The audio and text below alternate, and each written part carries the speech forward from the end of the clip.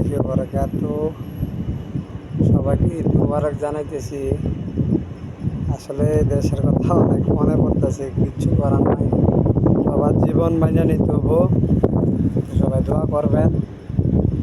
বাংলাদেশে তো মোটামুটি মাংস খাওয়া শেষ, ঈদ শেষ পর্যায়ে আছে। তো সবাই আমার জন্য দোয়া করবেন যেন সবার জীবনটা ভালো কাটে। আসলে প্রবাসী ঈদ বলতে কিছু নাই, বাংলাদেশে যারা আছেন তারা অনেক ভাগ্যবতী, ভাগ্যবান যে সবার সাথে ফ্যামিলির সাথে ঈদ করতেছেন, এলাকার ভাই বারাদার সাথে আছেন। সবাই ভালো থাকবেন, এটুকু বলার। দেখেন অনেক উপরে উঠে ভিডিও করতেছিলাম, দেখেন সৌদির